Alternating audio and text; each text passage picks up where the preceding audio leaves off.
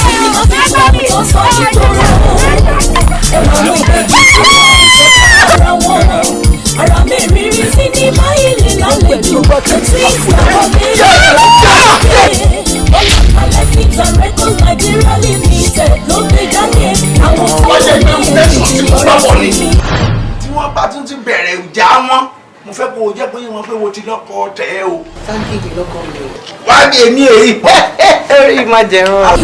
àwọn tó wọ̀ ní kò ní ráìbà ara wọn ò rí orí lélẹ́yìí sinimá tuntun The Twins ìbejì ọ̀tá ọmọ ògbẹ́bọ Táíwò Kẹ́hìndé ọmọ tó ṣe ní bàbá kí ló dé. gbóná tira wọn. o tiẹ̀ mọ̀ nípa pé ojú ẹ̀ ló ní díẹ̀ ni o fẹ́ rà lọ́jà ni. yes.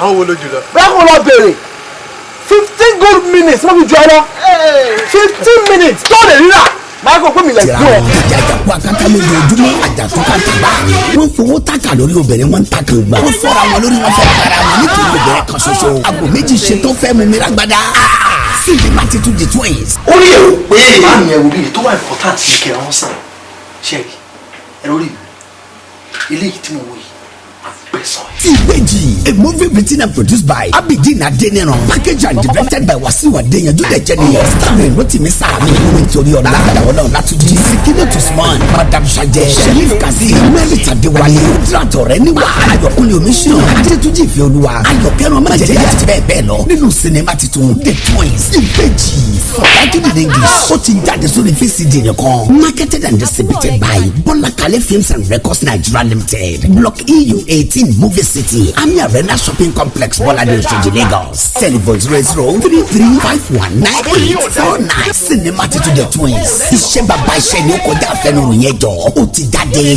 grab your copy now.